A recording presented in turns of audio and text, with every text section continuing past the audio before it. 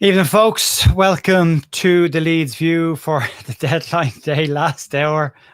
Here we are again with an hour remaining in a transfer window. I'm delighted to be joined by Michael Maynard from Canada, who comes in every single year, every single transfer window. Michael's there. Alex can't join us tonight. Unfortunately, he's driving. So it's just the two of us tonight. But it's similar story to the last time we sat here and nothing happened. Although at that point, I think we were relatively happy with where the club were with the players. And I think we've probably left ourselves quite short, assuming still nothing gets done within the next half an hour or so. There is a deal sheet position in place just to let everybody know the deal on that before we get into this.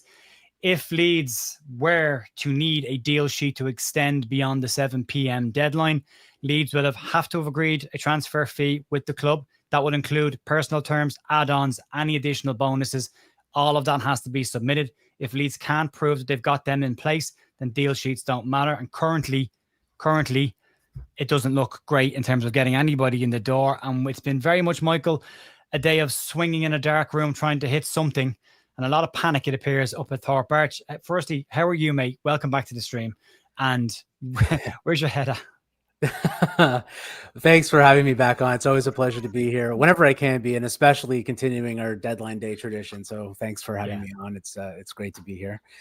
I'm doing okay, but today has been, I think so far, not just today, the last few weeks, frankly, have been pretty disappointing as far as the transfer business is concerned. That's not to say the whole window is that way, and I know we're going to get into that.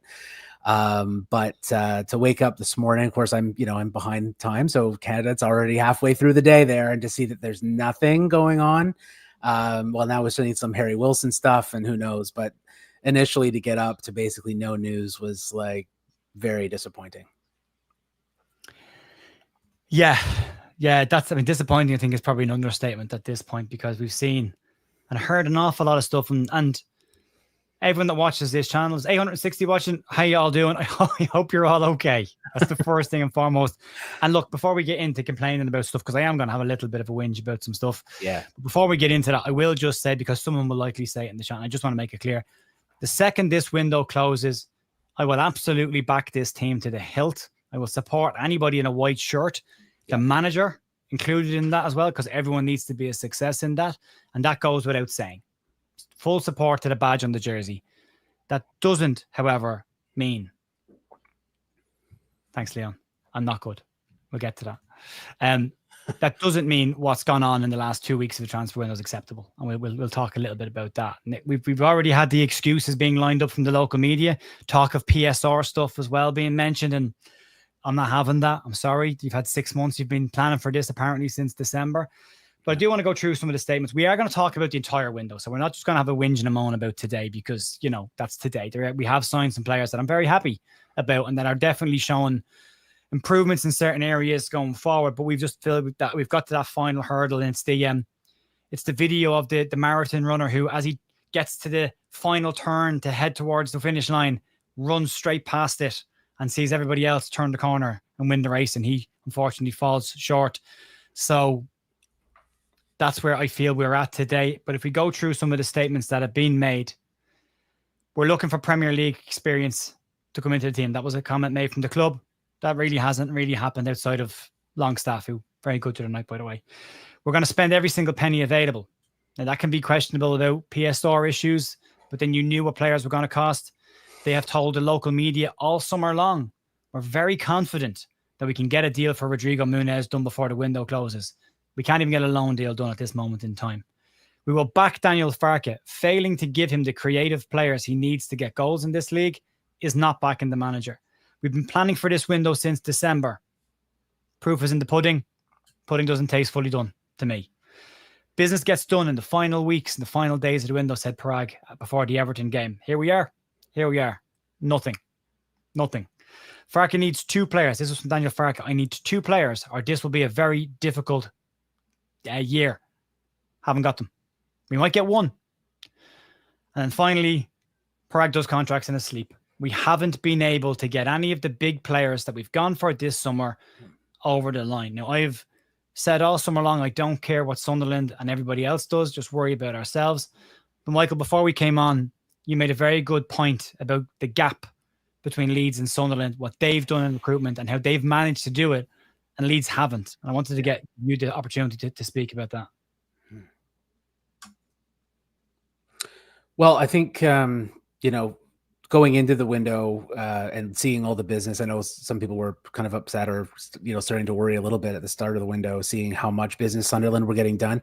But the thing is it was always a time to sort of remain calm about that, because they had so much more that they had to do to catch up to our position. And they think about how far behind they were last season. So, it wasn't really panic stations at that point. It's like, okay, it's fine. Yes, we know that we're going to be scrapping around, probably, around near the bottom of the league, hopefully, above the relegation places, but we're looking at a rival at that point, probably for, to fight off relegation.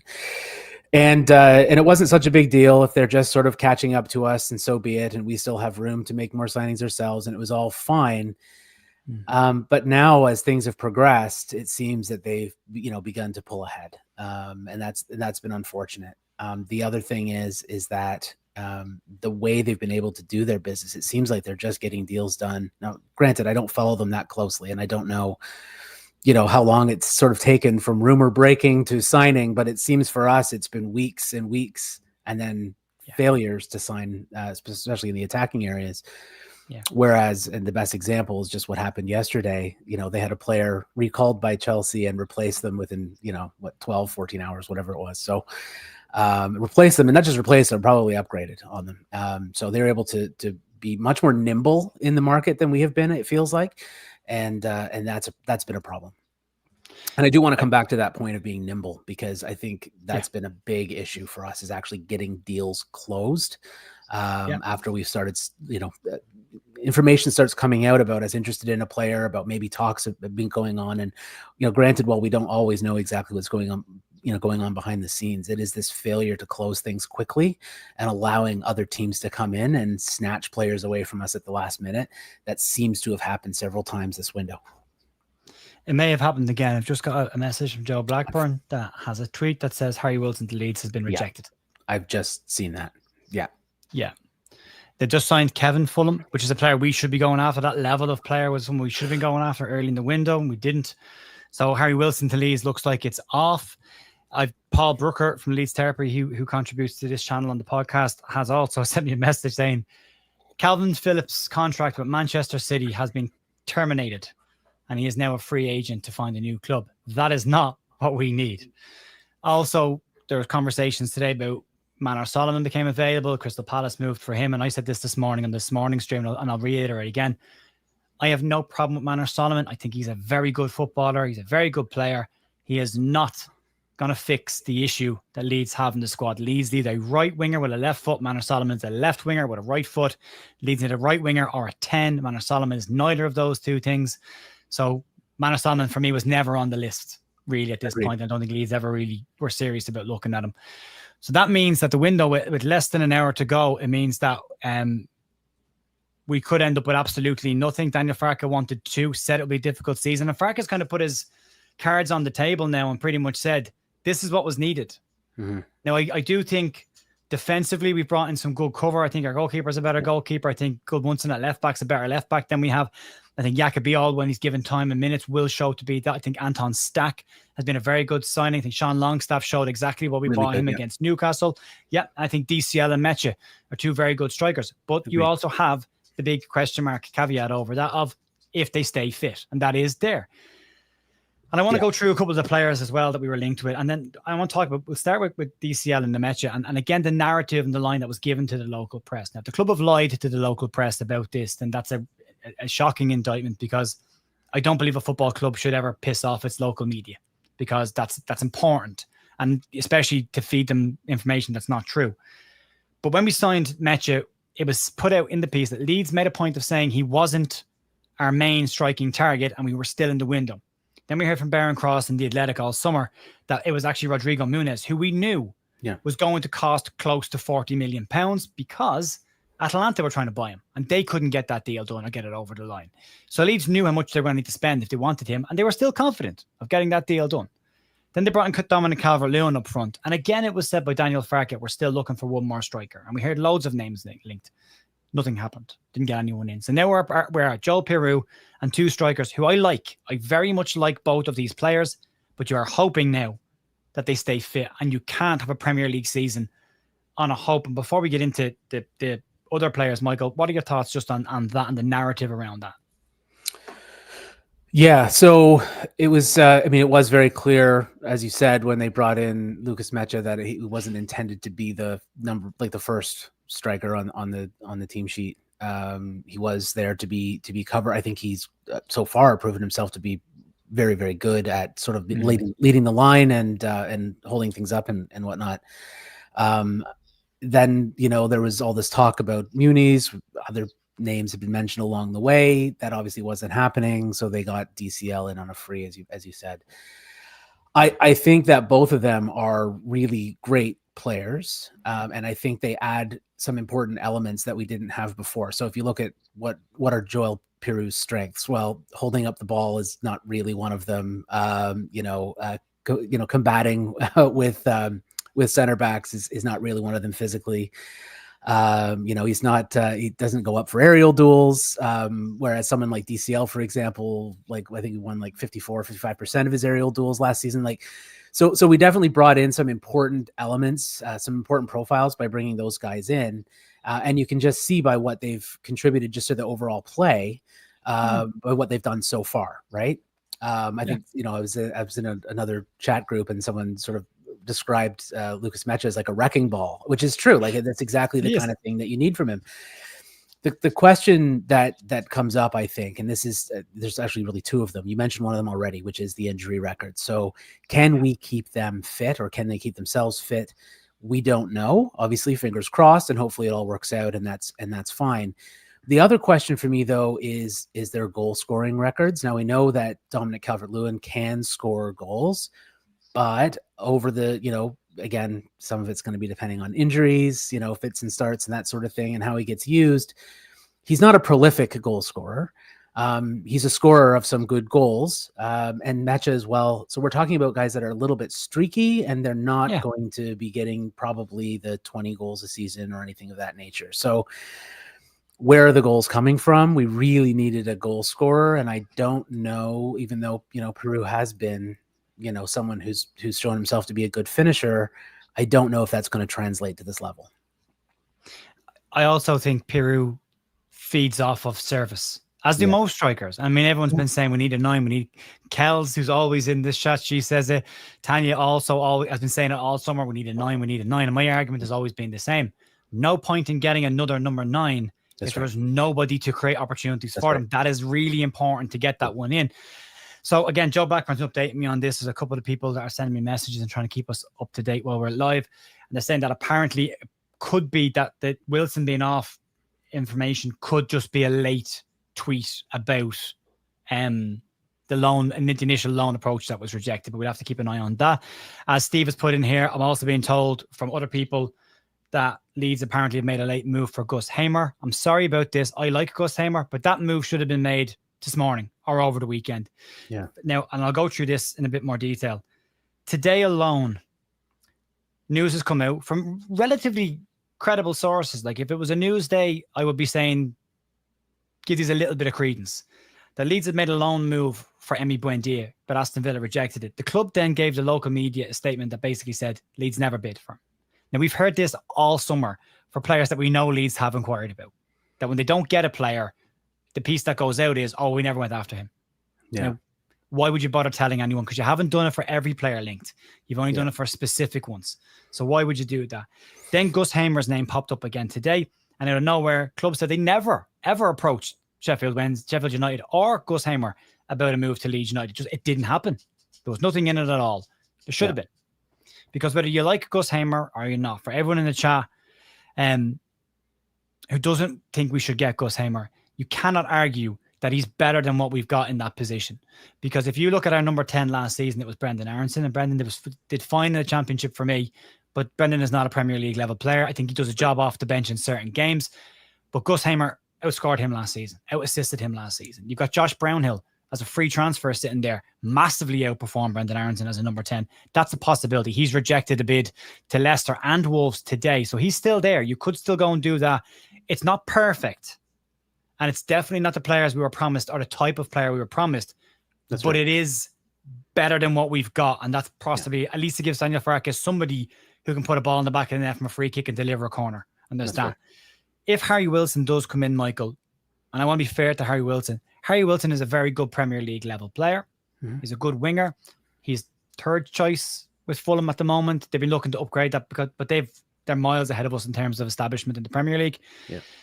But he's not a difference maker, and he's not going to get you a ton of assists, and he's not going to, I mean, the local media have reported him as a set piece specialist, but his G&A doesn't back that up. And that's what you're looking for from a creative player is G&A. I don't look for G&A from every kind of player, but for the creative ones, I'm at least looking for assists. So there, and then El Canous, we only inquired about him. So today alone, Buendia, Hamer, and then Wilson. Where's your head at with all of that? Yeah, so just to be clear about what I was saying with the nines before, as we were just talking about them, I think I'm happy to go with the nines that we have. I think you're absolutely correct that now it comes down to having a creative player, whether that's a 10 or a winger or someone who can sort of do both. Yeah. We now need someone who can set those guys up, and we need someone that can also sort of play in behind.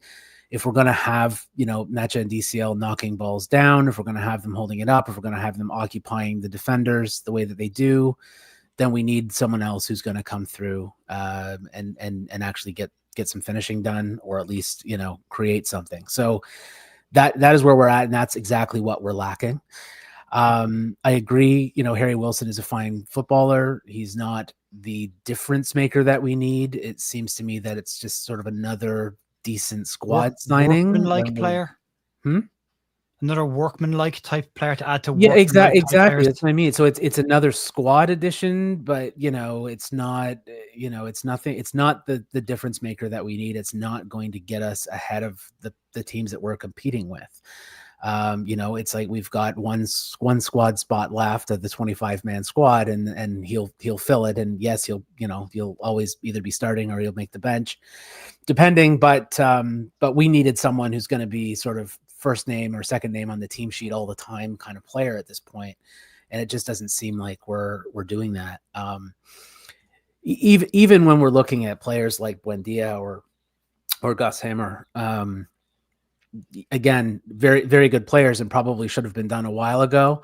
Leaving it this late is poor. And I think they're more of a difference maker type players, perhaps, but again, I think even those fall short of really the waters that we maybe just pretended or were hopefully fishing in, but then obviously failed to do. So it seems to me like when we go back to the original talking point of planning for this window for 6 months, my question is, what exactly were you planning on? Because it seems to me like you've had your first choices, those things didn't happen, and now you're just swinging around wildly looking at whatever for weeks, not just today, for weeks, like just nothing going on. So what exactly were the plans? And I just wonder if we approach this window with far too much naivety. And maybe that's, that's us ironically saying we need to sign Premier League experience, but we're doing it with a backroom team that doesn't have that level of experience themselves. Which is a very valid point. And I just want to make it be fair here. I've always been the kind of person that when I'm offered a job, no matter the role, it might seem like it's too big for me or it might be too far ahead of me. I've always learned over the years, say yes and figure it out, right? Yeah. Take the job, figure it out. So I don't blame Adam Underwood for this window. I don't. No. But if Adam Underwood hasn't been able to get deals on, assuming Adam, I mean, it's a big assumption, assuming he's the issue here of being able to sell this project and get it across the line, then the issue then goes to who's above him and who put him in that position to fail. Because it feels like he's been put in the position to fail. As you say, if he didn't have that experience level, and you look at Sunderland, they have that experience in there. Burnley have that experience in there. Every other team in the league has that experience there. So we didn't do that. Now, Adam Underwood has been part of the recruitment team for quite some time, so he's not a newbie. He does know it. But I was talking to Andrea Russa earlier on, and he said one of the reasons he was given the job was because he was so successful with the underage recruitment.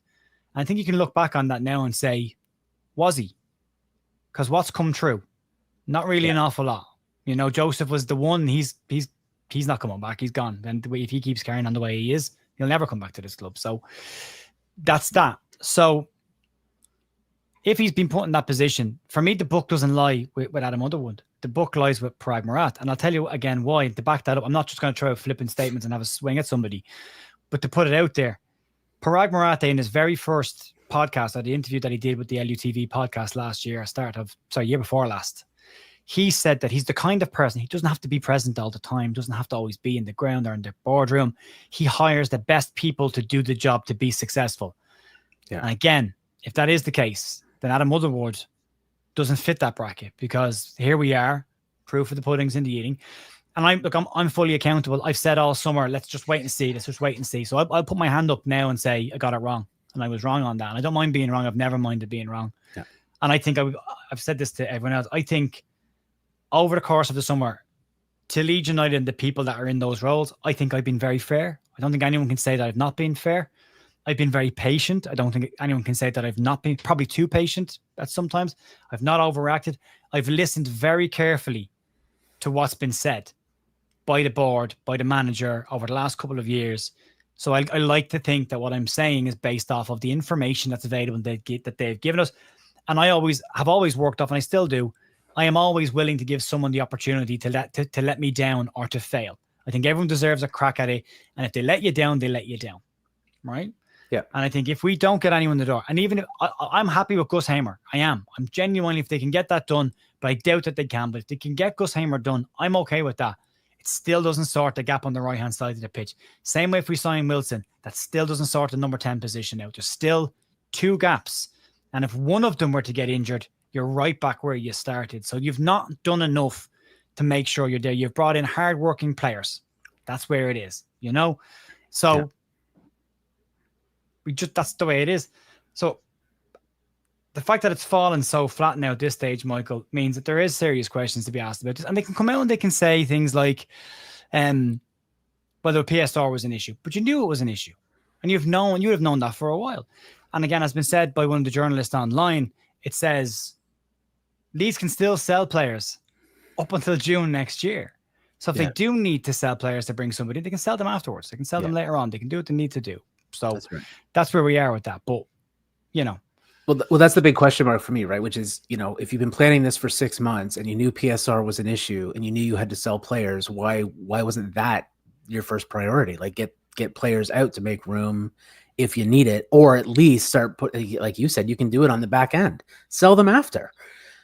You totally can do that. So, you know, I think we are certainly more up against it than Burnley and Sunderland as far as the PSR goes, because we're still paying for the sins of the past, so to speak. Yeah. With some of the Victor Orta extreme overpays, including on contracts.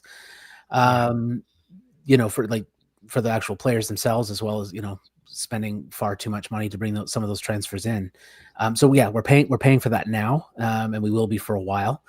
But that, you know, how did you not plan for, you know, finding a landing spot for players like Melier? Why is it that we're sort of releasing, you know, Pat Bamford and paying off 50-60%, whatever it is, of his contract now to leave? Like we're losing out, I think, on building some flexibility, because that they just haven't planned for that element of it. Or if they did plan, they obviously didn't plan anything that could actually be executed. So, you know, it to me, it's maybe the strategy was right, but the execution has been off. I, like you, have been very patient all summer and not sort of getting too upset and thinking, okay, you know, they've been talking about having a plan. Maybe we're just sort of waiting for, you know, the proverbial dominoes to fall, and they've got it worked out somehow. But it's very obvious now that they really didn't have it worked out to any degree. The only hope, I suppose, is that, you know, Daniel Farke can somehow manage to figure it out, to have us set up much more defensively and solidly, and try to just, you know, 0-0 our way to as much as we can, or nick some set piece goal. Maybe Harry Wilson will help with set piece. You know, if we have the set piece, you know, tall guys in there now. We can nick some wins and just sort of survive until January, and maybe over the next few months they'll be able to figure out what went wrong in the back room and make some adjustments. January famously not a great time to buy players anyway, but you got to do what you got to do, right? But again, we've seen in the past they don't like doing business in January. Last year we did nothing in January at all. Yeah. So that doesn't give you a massive amount of hope for that one it either. doesn't. So you're kind of stuck between a rock and a hard place with this of going, well, you haven't done enough. I mean, it's a valid comment that has been said in the chat by Wayne, and he's just saying some of them are risking everything on staying up. And if they fail major issues, that is true. They are risking everything, but they've gone for it. And if they do stay up, well done. It's been a success. We haven't. We've been conservative enough. We've taken too long. Maybe we've played hardball for too long with teams. Maybe we thought we can do contracts in our sleep. Maybe we thought that it was a case that we could negotiate all these deals down to an acceptable price, and then we didn't. And then you've heard again all summer, he's on the list. He's on the list. That player's on the list. He's on a list. You know, we're shopping in the market here. And I said on Joe Wayman's stream earlier on, if we're shopping in a market, I'm not sure what market that is. If it's a flower market, a fish market, a meat market, I don't know what market it is, but it doesn't appear to be a transfer market, especially in the last 2 weeks. So again, saying all that stuff, ultimately you haven't delivered in the final moment, and that's going to be a problem. And if Daniel Farke ever needed an out, he's got it. He's got it right now. Like if it doesn't go well, he can turn around and say, I asked for this. I was public. I said it. I was very transparent with the fan base. I said it to them, what we need, and I didn't get it. I didn't get it. Now, he's been backed more than he was backed at Norwich, and arguably the squad that came up was a better squad than he came up with Norwich. The Premier League has changed so much in the last 4 years, even from when we had our first relegation battle. We saw all of a sudden this massive gap start to appear, and we're now stuck trying to fight with that gap. But you've got to be smarter. I mean, if you're going to start at the back and build, fine. That's no problem. That's a strategy. But you can't miss out then on every single one of your attacking targets or your creative targets, because what is the point? You can't defend yourself to stay in the Premier League. Teams that have tried to go solid defensively and not score goals, we saw against Arsenal, against the better side, whether you're set up to defend or not, you can still get thumped by these sides. They will find a way. You know, you look at the Arsenal backline and the teams we've played against, the way Leeds play side to side, try and draw somebody out to find gaps in behind. Premier League sides don't do that. Against Arsenal, they didn't budge.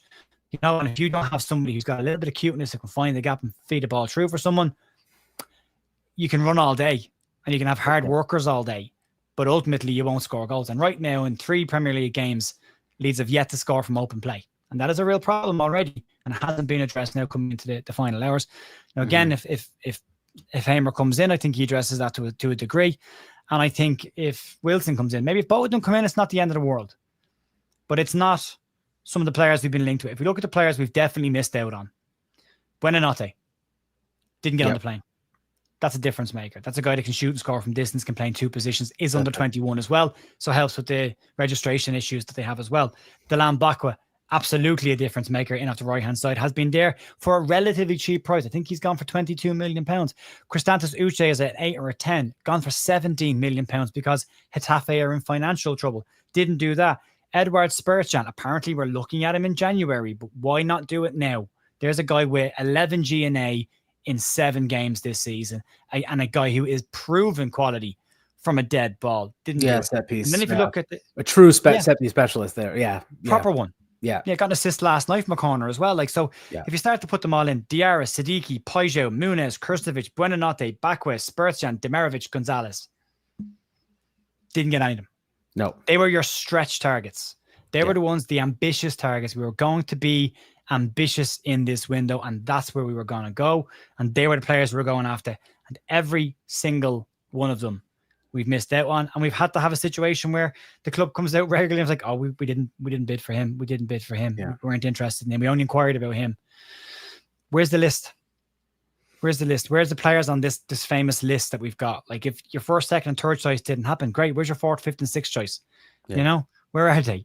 You can't tell me that you had 1 or 2 targets and we couldn't get them. You know, that's right. Like, I was watching. Sidetrack here. I was watching a documentary the other day, and it was about probably a true crime documentary. And basically, they kind of set up the stage for it, and everyone was kind of looking at it. And you're kind of thinking to yourself, well, I'd be investigating the family straight away, right? Yeah.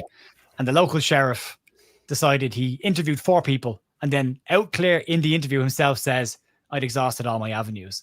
And they handed it over to the FBI. The first thing the FBI guy did was check the family and check IP addresses on all their phones. Immediately, we were watching it going, surely that's the first thing you do. Yeah. I've exhausted all my avenues. I don't know what to do here. I'll give it to somebody else.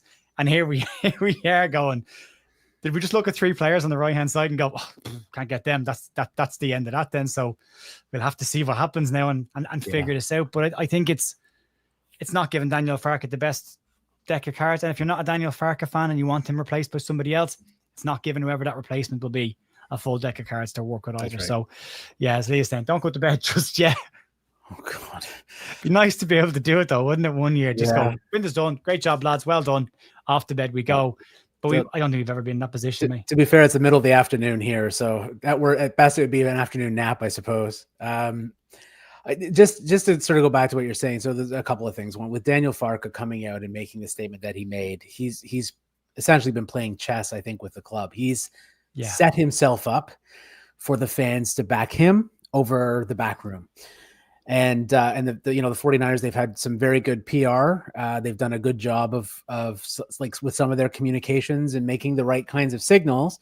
And now Daniel Farke's played really smart here by coming out and saying, well, yes, this has been good, but this is still what we need right now. Any failure from now until January, he's now placed it on them and not on him. And so he's done I think a good job there in terms of setting himself up with the fans to not be the bad guy here.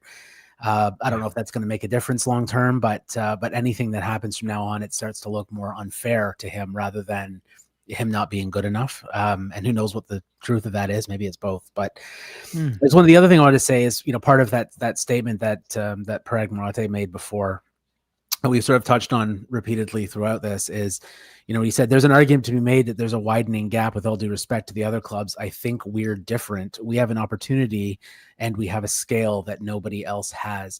And I just wonder how much of this has been a case of them sort of getting high on their own supply here. I think, are they just saying that, or do they actually believe it when they made some of the targets that they've made, and now they're just left blindsided because they're like, wow, can't believe these players wouldn't want to come to Leeds. But maybe we're just not the prize that we think we are in terms of transfers. A lot of players looking at us going, yeah, I could go there. It's a chance at the Premier League, but of all the teams, Leeds are among the most likely to go down based on a number of factors. And maybe we just weren't looking at ourselves that way. So I don't know how much of that is just a statement they've put out or how much of it they actually believe internally. And maybe it's one of those things where they've repeated it to themselves or repeated it to us so many times, trying to attract investors and everything else, that they actually believed it. And then we did not actually have the plans in place to the level that we needed to. Again, speculation on my part. But it just, the reason why I raise it is it's a case of making a rod for your own back, right? 100%. And that's what the statements that they've done. Now, I don't care if they make a rod for their own back or not, except to the extent that it actually affects how well my football club is going to perform. And I'm very, very concerned about that now. West Yorkshire Retro Gamer saying, with the current squad, do you think that we stay up? And I still think we've enough to stay up, but I do think it gets significantly harder without creativity. And I do think the season goes from being one that maybe you could look at the defensive solidity and then look at a couple of creative players and think, yeah, we can get at teams, we can nick games, we've got players that can do stuff. And I think you're now back to 21, 24 shots on goal and probably no goals at the end of a game and trying to eke out a defense.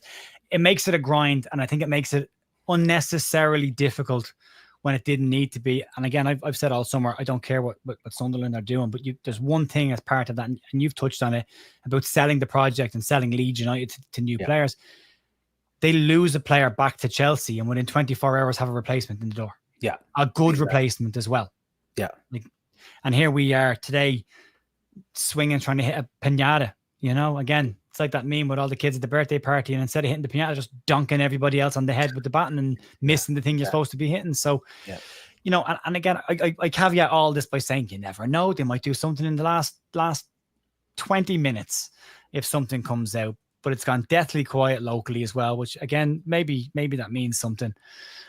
Maybe it doesn't. Maybe it just means we're finishing up the window, but it's, this is a tough one to swallow completely for me. Mike, I do want to have a look at the full window. as well. I'm going to put Twitter down here so I can keep an eye on it just in cases. Not like it's going to happen.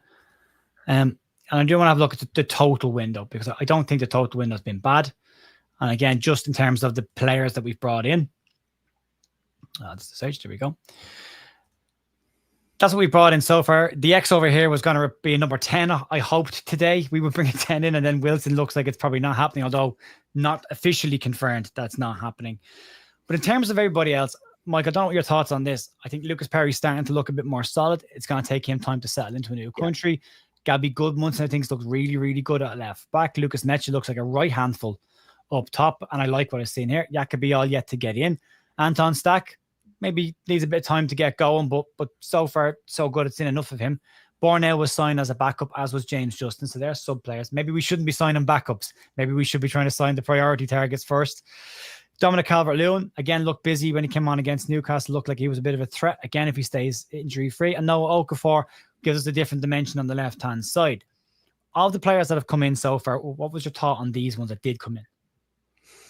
Yeah, so I do think that we have really strengthened the spine of the team, and that was necessary. So I'm quite pleased with the business that we actually have done. Again, just to go back to what we were saying before, I'm the part that's doesn't make me very happy is the business that we haven't got done, but the business that we have got done is I think is very good on the whole. Sorry, I'm missing Sean Longstaff on that list. My bad. Sorry. So you are, yeah, and actually that's one of the better pieces of business we did. I think just sort of based on what he's done so far. I know he hasn't got on the pitch for all the minutes yet, but he was very, very good in our last game. Very good. And I think that's sort of the kind of profile that we need right now, which is just sensible. Aside from now that we've got the sensible transfers in, now we're looking for the difference maker. But I think to date, having sort of more sensible type transfers in the door was the best way to go about it. I think you're right about Perry. I think he's going to be much more solid, than Melier. Obviously, some work to do with the distribution. Some of that has to do with the fact that when you're, pelting long balls up to Dan James, who's up against Dan Byrne, it's just not going to work out, right? But if we're getting some more time out of Mecha and out of DCL up front, then I think that will be better. I think maybe just some coaching and just working on that. In training, we'll see some improvement there, and we haven't really seen him unleash his incredible sort of volleyball punch of the ball that he does, that Perry does to get it up the pitch quickly. He hasn't really unleashed that yet, and not yet. I jest a little bit, but I think that's the one area where he's going to have to improve quickly is the distribution. But so far with the shot stopping, it's been good. So I think that is definitely an upgrade. We haven't seen a lot out of Beal. He did look a little slow the other day, but I don't think that's we didn't really bring him in for recovery pace. We brought him in to be a box defender, and that's what he is. Yeah. And we definitely need that. I look forward to seeing him be integrated a bit more. Anton Stack has been great so far overall. Or again, early in the season, you have to make allowances for time to sort of bed in and get used to the pace of the league and get used to playing with your teammates and everything. But I think a really, really solid signing. I think probably going to be one of the best ones we made.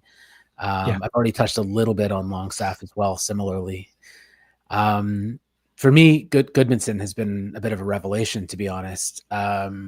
We obviously last season with Junior Firpo, we had a player who really was a standout in the championship, and I was quite concerned. We're not going to be able to have a player that can sort of reproduce anything close to that level in the Premier League.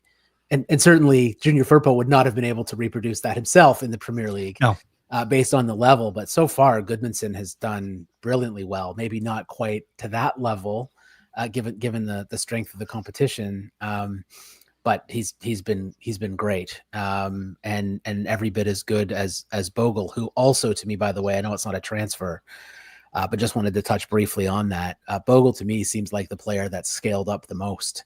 from our squad last season to be able to compete at this level. Been excellent. So if our left back and our right back are as good as they have been and end up being sort of key attacking elements for us, I think that will be one of the keys to us being able to succeed at this level, is that. So on the whole, I think the business that we've done, as I said, is quite good. There are obviously going to be some question marks and drawbacks over all of the players, but that's just sort of where we're at right now as a club. Like, we're not going to be signing superstars all over the pitch. We're going to be signing good, solid, sensible players, and I think we'll manage to do that. So quite happy with that business. Yeah, what was done up until that point, Michael, we've been asked to rate the window. Like, we're based on where we are. Sorry, before we went into today, based on what we've done, what rating would you give the window then? And assuming we come out of this with nothing, what rating would you give it now? Yeah. So if we were to go back to the point where we sort of stopped being able to make signings, I thought it was a very strong window, looking ahead saying, okay, we still got a couple of weeks ahead of us to make sort of the difference maker up front. I was looking at this as like an 8 or a 9 out of 10. But the fact that we just haven't been able to do what we need to do up front really, really draws that down, I think, to something more like a 6. You sort of using the classic Football Manager. If your player goes out and does basically nothing, they kind of get a 6 out of 10, right?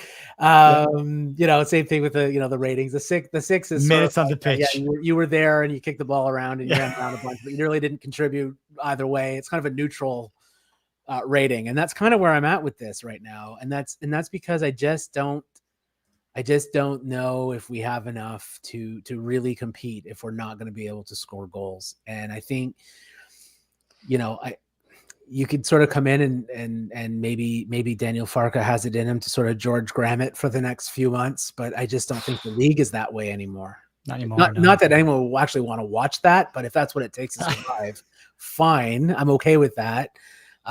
Just recognizing where we are in this place and this time. But I don't know if he's the manager to be able to do that. One, and two, I just don't think that the league is really there anymore. Like, we saw what happened with Arsenal. Like, there are teams that are they're going to score no matter what we do.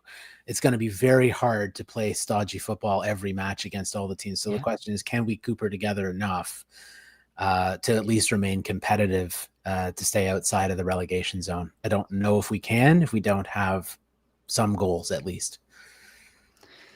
Yeah, I think my head is in a similar place. I think everyone's been pretty fair in the comments as well. So fair play to everyone. Just get the last ones up 3 out of 10 there. I think my head was with this, Michael. I was thinking, if I judge it, the defensive half, I think they've done well. The defensive mid, they've done well. So for me, that half is a solid recruitment. So at that point, I was thinking this is a 7 heading towards an 8 or a 9 if they finish it off. But the fact that they don't look like they're going to finish it off right now, I think you're looking at probably about a 5 because half the job is done. So for me, it's a 5. If they can get Hamer in, I think that probably moves to a 6 or a 7 because, again, I know he's not everyone's cup of tea, but he is an attacking threat and it adds something. I'm not 100% convinced that we even get anything done. And I think if you add Harry Wilson to that, I think it's probably still about a 6 or a 7 out of 10. I don't think it goes any higher than that because, again, a very good, hard-working player, but you are essentially putting together a workman team of players who can work hard and run around, and we've got lots of them. Someone's asking why I didn't include Jack Harrison on that list because he's not a new player. He might feel like a new player, but he doesn't to me. So Jack Harrison's part of the squad. Same way I didn't include Brendan Aronson last year as a new player because he just came back. And to be fair to Jack Harrison, actually, he's looked one of our better players, to be honest, when he's been on. He's worked. It's worked out, right? But I mean, he's worked hard. I still don't know if the quality is there from him, and that's always been a question mark. Again, I spoke to Everton fans, and I had Matt who was an Everton player, an Everton fan on the channel for the Everton game, and he said, works all day, hard worker, gives you everything, can't cross the ball. And that's, unfortunately, I probably think we're still there with Jack. So, I mean, 5-6 years waiting for Jack Harrison to cross the ball properly. But if he does get back up to the level that he was at before, I go back to the season we got relegated when Newcastle wanted him and he started the season on fire that year. Then maybe you've got a player. But I do always have in the back of my head that when it gets cold and when it gets wet, Jack tends to go off the boil a little bit, and then towards the end of the season he picks up again. But even with that, he's still a player there, but we're in the warm body territory right now with players. He's a player. He can do a job, and I thought we were past those days of just doing a job, or you know. So we say, and Nick has given us an update here, and he's saying Sky showing Wilson still on the cards, and Brownhill's off to Wolves. Well, apparently he rejected Wolves today because he's not overly keen on the project. He can wait. Like Brownhill can sit back and go, I can wait till the window closes, and I can still get a move at that point because I'm a free agent. Like he can pick the club he wants if the window closes. He could do what he wants. And again, I liked him last year. He outscored our current number 10 significantly last year. I think he had 24, 25 GNA. I think he was Burnley's top goal scorer. He got very close to outscoring our striker from midfield. So there is an improvement there. But it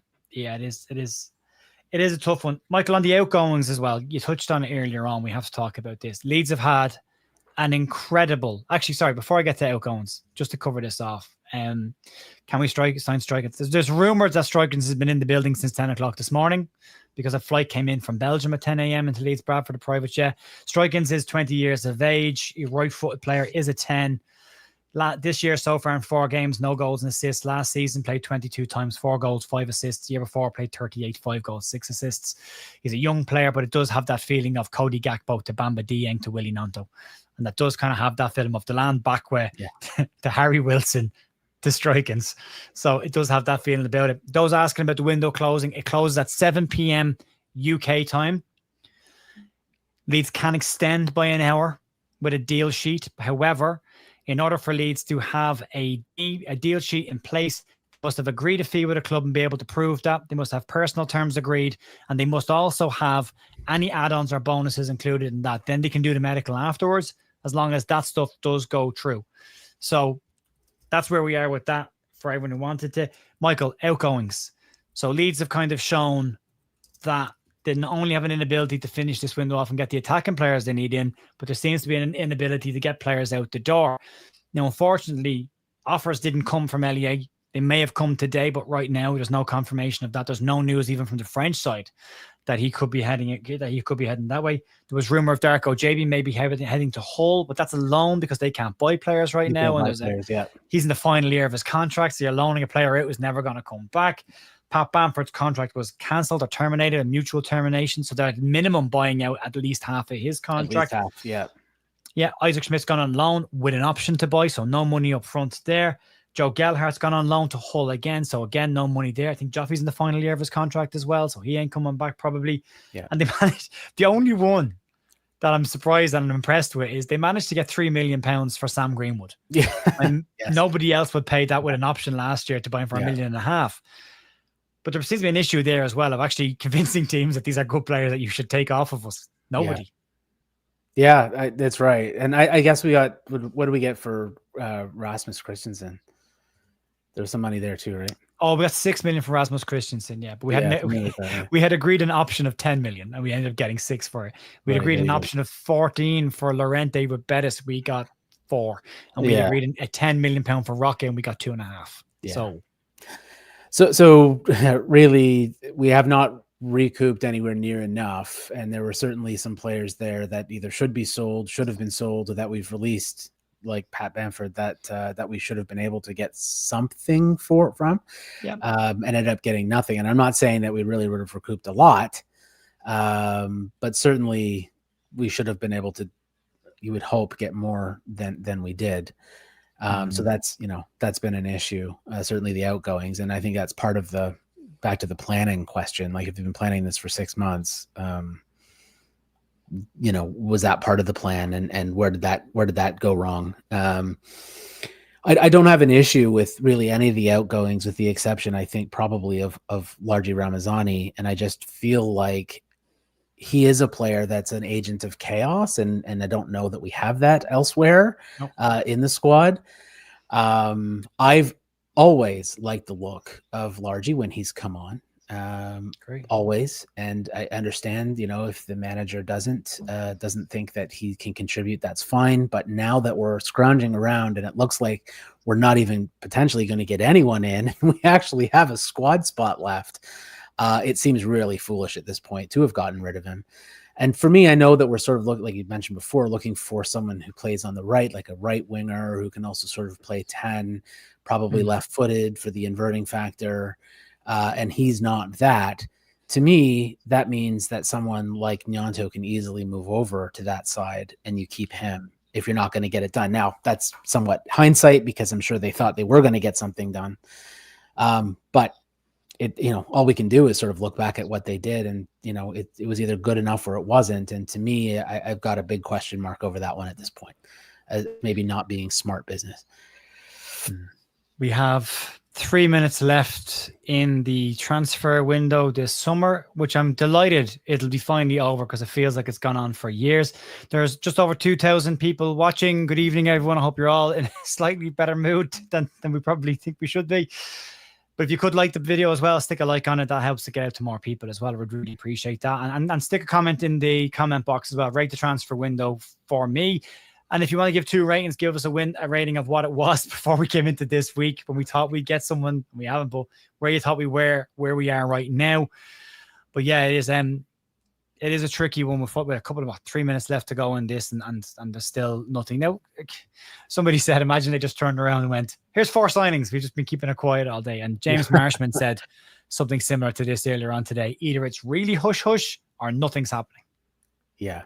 And I think it's nothing's happening. I think I've been seeing lots of talk about last minute bids and improved bids for Gus Hamer, which saying, it seems like panic button. Not that the player seems like panic button, but if we're obviously making last minute bids and improved bids and stuff at this point, with only minutes to go, they're obviously panicking, and it doesn't seem like it's a well thought out plan.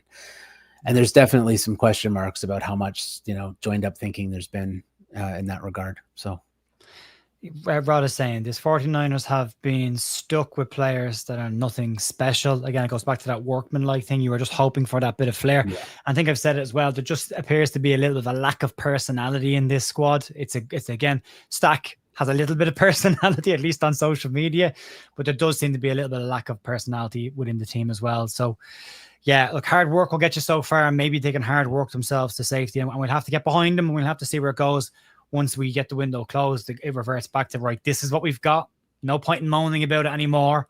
We're going to moan about it now. We'll get it out of our system, and then we'll have to go in and then hopefully that we can do stuff. But it's going to be 2 weeks of sitting on this now and festering in this failing at the end of a window to finish the job.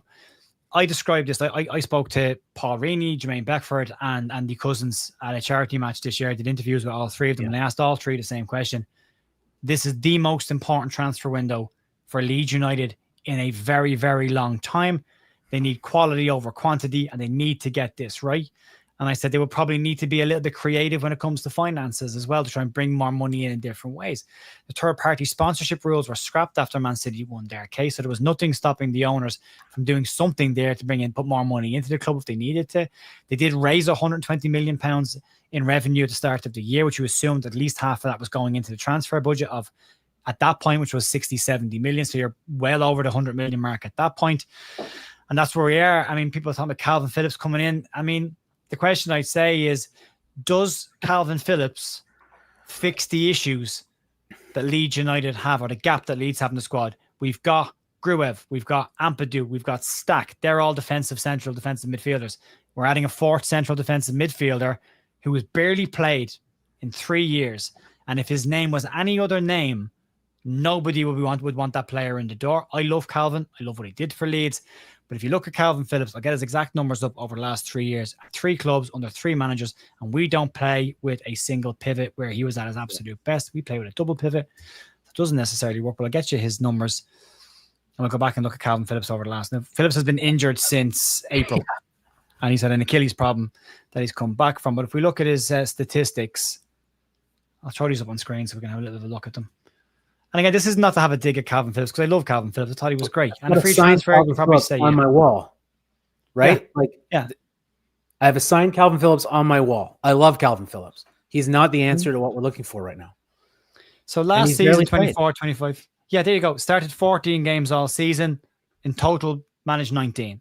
Right? Year before, at a different club, started 3, played 12 in total. Year before, started 2, played 12. Now, again, if that was any other player who didn't have a history of Leeds and wasn't one of our own, nobody. Right. I mean, the abuse that Dominic Calvert-Lewin has gotten from our fan base, from a small portion of our fan base this summer for being injured and having an injury CV. Kalvin Phillips has barely played a season in his last 3. That's right. And that's an issue. That's a big problem. So if Kalvin Phillips comes in, he takes a position in the squad. What does that improve for Leeds? Does that raise the floor of the squad? Does that raise the ceiling of the squad? Does that bring us on a step? Are we going to go back to making Kalvin Phillips number 10? Because the last time he was in number 10 was when him and Alex Mowat were there. And I remember the conversations that summer of Phillips or Mowat are being sold. One of them are going because they weren't cut. And then Bielsa comes in and says to Kalvin, you're a 6. And all of a sudden it changes for him, which was great. And he was fantastic, but he's barely played the ball. And he's coming off the back of a significant Achilles injury, of which he has had surgery on. My wife played basketball for Ireland. She tore her Achilles tendon. She can't even walk right with that still at this point. It's a serious... David Beckham, when he tore his Achilles, he said he was never the same afterwards, could never use the foot the same way. So it's a significant injury. And again, I don't think Man City are cancelling the contract for no reason. Like, there's a reason there. He's now done with 2 years left on his deal, and he's gone. So even if he was to come in, he doesn't fix the issue. He's not a right winger and he's not a 10. And that's the 2 gaps. And you could argue a 9 as well, but that's the main one. But if you got the other 2, then bring Kalvin. No problem. But get the other 2. It makes sense only if you need to fill a squad spot in that position with that kind of a profile. And we don't need to fill a spot in that position. We don't need that profile of player. Nobody thought that Kalvin Phillips, and again, he's on my wall. I've got a signed shirt on my wall. I love that player. I love Kalvin Phillips. 2 Phillips shirts. Always have. But I'm looking at it and I'm going, nobody thought that he was good enough before Bielsa arrived. Very much was a Bielsa player in the sense that Bielsa taught him what he needed to do to fill that particular role in the Bielsa system. He was a system player. He's never been the same outside of that system. Not that he's, again, not saying he's a bad player by any stretch. The injuries have not helped. I don't think the environment at Man City was actually good for him. I think that was a really poor transfer from his point of view. I understand why it happened, why he wanted it, why his agent wanted it, but he was never getting ahead of like Rodri or whatever. So to me, it just seemed like it wasn't a good move for him. And his career is basically stagnated as a result. Putting all of that aside, I just go back to the main question, which is, do we need that profile of player? And the answer is no, that's not what we're looking for right now. How does that improve us at all? Is he going to get in ahead of any of the midfielders that we currently have? Maybe Gruev, if he's fit enough, they could compete with each other. I just don't see it as something that we need right now. So you take out the feel good factor of, bring the lad home. I get that, but emotional connection with the fans is not what's going to get us over the line right now. We need players to make a difference. Yeah. People can, Rod is disagreeing with referring to Kalvin. He did it for England. He did. When was the last time he did it for England? When was the last time he did it for any club? And again, this just sounds now like I'm having a pop at him, and I'm not. I'm really not. But I think the narrative is around his name and who he is, and not what he can bring and not what he can do. And again, I say it, if his name was any other name, people would be saying, absolutely not. Desperation signing, no need, doesn't fill a gap. Kalvin did it he did it while he was at the height of his powers, coming out of, sort of the end of Bielsa's tenure, sort of right after that part of time when he was, fully fit, had been playing the football of his life, had not lost essentially 3 years of his career at that point. It was a very brief stint where Kalvin Phillips got the business done for England, and then he was dropped. And there's a reason for that. Again, I not crapping on the player at all. Would be happy to have him back if the situation allowed for it. I just don't see that as being the right situation for us right now. Sentiment aside, right? Sentiment aside, looking at it just purely business head on, objectively as I can, not the profile of player that we need. And I just don't think that any of the other arguments about whether he was able to get the job done for England or whether what he did for us when he was under Bielsa or anything else matters at this point. It is simply not the position, the profile, the transfer that we need to do right now, free or otherwise. Yeah. Chris Gillett saying there, Sky reporting they expect the Wilson deal to be done. Cross your fingers. But if they could get Wilson done, and if they did bring in Hamer, which again, it doesn't look likely, but if they were to bring in Hamer, okay, that's the two.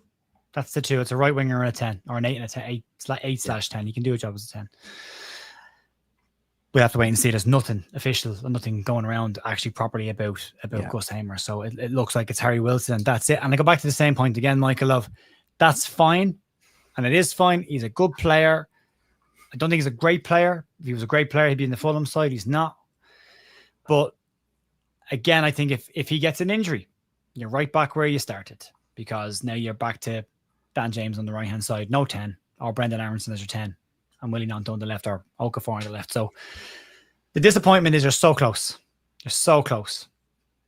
At the last possible minute is dropped. The window is closed now, so we're waiting on the final details. Again, if anyone's asking or worried about it, if Leeds were to get a deal sheet done in, so assuming Callum Wilson is still viable, Harry Wilson is still viable, Leeds will have to already at this point agreed a fee, agreed personal terms, have bonuses and add-ons all sent in with proof to the FA, and then they get an hour, I believe.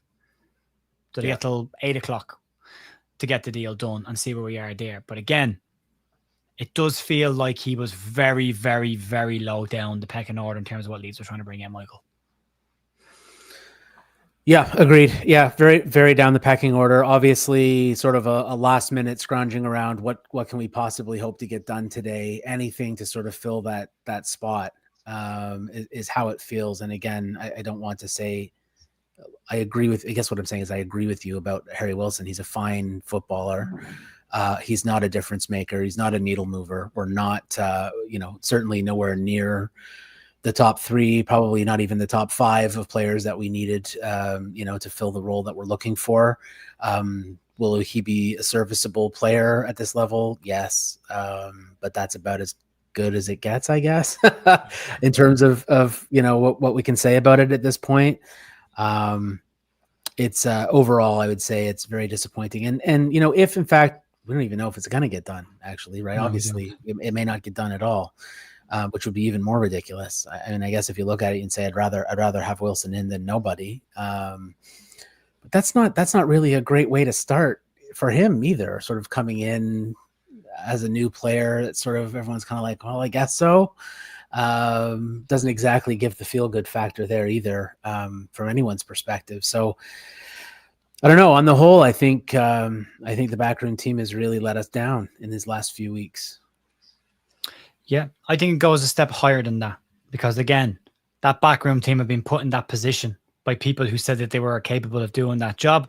Yeah. So that ultimately sits down with the person that decided to promote them, and I'm all for promoting from within. Actually, I kind of like that. But do you really want to do that at the point where it's your biggest transfer window in a very long time, and you need to establish yourself in the Premier League? Is that the right window? Yeah. To recruit or promote people from within a youth team setup. So there's a question there, just to clarify on the deal sheet. Thanks to Chris, David, everybody else who's commented on this. It's 2 hours though, so we have till 9 o'clock to get a deal sheet in. But what you're waiting to hear from now, and we're keeping an eye on X and everything else at this point. I've got phones open here, and I've got a screen open here with different platforms and stuff on it. Is what we're waiting now to hear is, have they got a deal in place to get the deal sheet in? And right now, that has yet to be confirmed by local journalists. We're still waiting on Graham or Barron or one of them. I think, and I agree with Nipper here.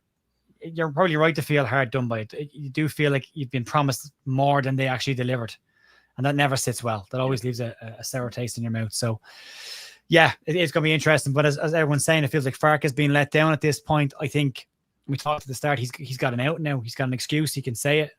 He's publicly said it beforehand. He can say it again now. But I think they have let him down. I think they have left him short. And I think he's been very clear on what he wanted. Yeah. And they can say that maybe the targets weren't there. There were other targets there. There are a ton of players. I mean, there's no reason why you couldn't got Edwards Bertrand done. You could have got it done. You could have done this weeks ago. You've had 3.5 months to buy these players. You've been apparently planning since December. So if you assume that all the players they brought in till this point were part of that plan, then you clearly planned for attacking options as well. Where were they? Why have they not come true? And why are we gambling with 2 strikers who we were told wouldn't be the main striker? There was another one coming in that we haven't got that one done. And again, I'm okay with Mecha and I'm okay with Calvert-Lewin, assuming they stay fit for the entire season or most of the season. That will be fine. The question then comes down to, do we have the players to create chances for them? And again, that'll be a question mark all season. And we can all say what we're saying right now. Everything that we've said tonight, everything that we've said today, and everybody is saying in the chat, we could all be wrong come the end of the season, but we're not wrong in this moment right now, because in this moment right now, we're basing the facts of what they've delivered on what they promised. And I don't think that is what they promised. I don't think they've delivered on that. And again, Sai is saying it here, and it's a valid question. Does Farke actually want Callum Wilson? Because we've seen with Daniel Farke, he's got players before that we thought weren't Farke signings, Isaac Schmidt, Larger and Mazzani, and we've seen how Farke reacts with them and what he does with them. And if he doesn't like them, there's a stubbornness to Daniel Farke. And what he does is he sticks them on the bench, doesn't use them, and eventually they leave anyway. So at that point, is there any point in bringing players in? We'll find out if he likes them. I'm sure he'll say nice things about them. He always does about players that come in, but we'll see if there's actually any merit to it. But again, that will be judged over the course of the season. We'll have to see. Harry, I know I keep saying Callum. I'm Kalvin Phillips and Karen. There's too many names at the moment. But yeah, I know Harry Wilson. Yeah,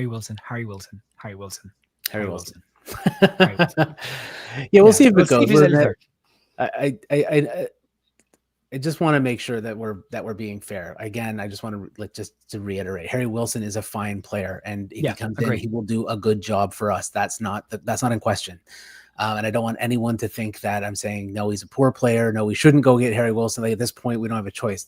The difference is that, is Harry Wilson a difference maker? Is he a needle mover, or is he just sort of another good squad player who will do a job, but will not be the main difference? And you're looking at, who have we been linked with, and who maybe, if the deal sheet is actually, going to go through, assuming everything is in place for that to happen, who have we ended up with? And there is a gap there. There's a noticeable gap. So again, not saying he's a poor player, just saying, is it enough? Is it enough? Is it enough to sort of have decent squad players in the attacking level? Do we have enough quality? There's some question marks there. Yeah, so Mike is saying that we're off the mark here, guys. Neither of you have seen. I mean, this sounds like copium to me, to be honest with you. Like, we're off the mark. We're not. No one's making a negative comment. To be very clear, we've been very clear on this, Mike. I'm not sure if you're listening. No one is saying that Harry Wilson's a bad player. We're just saying he's not what was promised. He's not the difference maker. He's not a needle mover. Baron Cross described him as a set piece specialist. Last season, he got 1 assist. 1 assist. Yeah. That's not an assist. That's not a set piece specialist. He scored 6 goals, got 1 assist last season in the Premier League. Go back the year before that, he got 6 assists, 4 goals. So 10 GNA in that season 2 years ago, right? That is not necessarily what you're looking for here. That is not a difference maker. And what we're talking about here is that Delana Backway, he got Pajot, and we're trying to use, Mike, the comments. I keep saying Callum Wilson. I know. I keep saying the wrong one, but you know what I'm talking about. You know what I mean, Harry. What we're talking about here is what they have said that they wanted versus the reality of what they've gone and got. They were looking for a difference maker, and they said it. They were looking for stretched targets. Yeah. They went in with a loan for Wilson tonight, and it was rejected. And then they've gone in to try and buy the player. That doesn't say to me that he was very high on their priority list, or a player that they wanted to bring in. Yeah. So for me, it's nothing against Harry Wilson. Harry Wilson is a fine Premier League player. But he's not a first choice player of Fulham. And we're trying to move up the table and establish ourselves. And he's not their first choice. He's probably not even their second choice at this point. They're letting him leave. So they've gone in and upgraded their wide players. So maybe Leeds have just overstretched. Maybe Leeds put too much faith in themselves. Maybe Leeds thought that we can negotiate this. We can get the better players. We can sell this project. But as was said earlier on today on Joe Wayman's stream, the last time Leeds were at their pomp in the Premier League, James Milner was scoring for Leeds on his debut. He scored against James Trafford this weekend. James Trafford was 9 months old or 7 months old when that goal went in. That's how long ago it's been since we have been an established Premier League club. And That's since right. then, so any player who's looking at coming to Leeds who isn't a Leeds fan Exactly. isn't going to look at the project or the bigger picture of Leeds as a sleeping giant, a big club. We all know that. But these players are looking at their careers and thinking, well, the 6 teams that got promoted in the last 2 seasons all got relegated. In the last 4 seasons, Leeds have been either in the second tier or battling to try and stay out of it. Do I want to go there and do that? Based on all of that context, is that where I want to go? So then it comes down to 2 things. It comes down to money. Can you throw a whack of money at them? Because money solves all the problems. Can you do that? And if you can't do that, can you sell them on the project and make it attractive enough for them to want to come and be part of it? And we haven't been able to do that, unfortunately. Yeah. That's the reality of the situation. To believe that there are reasons that we won't be in the relegation spots come the end of the season. And just to go back, I'm going to drop the B bomb here. Bielsa was someone that we could say, hey, we've got this guy. And I'm not saying anything about Farka. That's not the point. So no one get carried away. I'm saying you have to have things that you can use to sell players on. That was one of the things that we used to have, that we could sell a player on and say, look, come and be part of this. What do we have right now? What are they? And again, we're not in the room. We don't know. But what are they using to sell players on? And I think, whatever it is, obviously it hasn't worked because some of the stretch targets that we've gone after have chosen not to come, or they've chosen to go elsewhere. So that is where I'm hoping some of the strategy gets sort of tweaked moving forward, because we've got to figure that part of it out. Yeah, they really do. And again, it's just utter silence right now. I mean, there's nothing to update the fans. I mean, my biggest issue with the owners has been very clear over the last couple of years. They don't engage with the fan base enough. They hate us. They don't like any of us. They don't want to deal with us. They've said out straight directly to me, they won't deal with Leeds United YouTubers. They'll deal with West Ham and Spurs YouTubers, no problem. But they won't deal with Leeds United YouTubers. But they won't deal with content creators outside of that, podcasters. They won't deal with them either. Yeah. So, and then there's just a general lack of engagement with fan base, full stop. And all of that can be forgiven as long as you're putting a good enough team and you're putting the right stuff in the right place to make the team, the club go on and get better. I love the stadium development plans. I think that's a fantastic move. I think it's a real big step forward. But if you're not in the Premier League, that ain't happening. Yeah. That isn't happening. If Leeds go down again, those full houses are going to dip. So this becomes a harder and harder thing to sell. And as much as Sunderland may have taken a gamble, Mike Wilson tore championship. Again, Mike, when was that? Are we living 5 years ago? Because when was the championship playoff? That was before we got promoted to the Premier League the last time. So that's 3 years there. That's 5 years ago. And again, Mike, no one is saying he's a bad footballer. Please take that on board. No one is saying he's a bad footballer. Yeah. We're just saying he's not the difference maker we were promised, because he's not. He's a good player. He's a hard-working player. But that's at this point of the window, you were looking for someone that was going to make this team elevate it to another level. Yeah. And I think he's probably, and I talked to Andre and I talked to Lockie and other people as well, he's probably the same profile that we've already got in terms of hard-working player, will graft, might get something. Yeah. But he's not going to get you 10, 11 assists in a season. He's not going to get you 9 goals, 6, 7 assists. He's not going to get you double figures in G&A, Sure. And maybe he will, and I hope he does, and I hope I'm wrong, and I hope he comes in and he's special. But as of right now, we still don't have confirmation from anybody locally that there's a deal sheet gone in for Harvey Wilson. Yeah. So there's one comment there from Lee saying, when were we promised a difference maker? And I don't know, if the club has ever come out and made that promise, but what has happened is we've been linked with a lot of players that are that profile.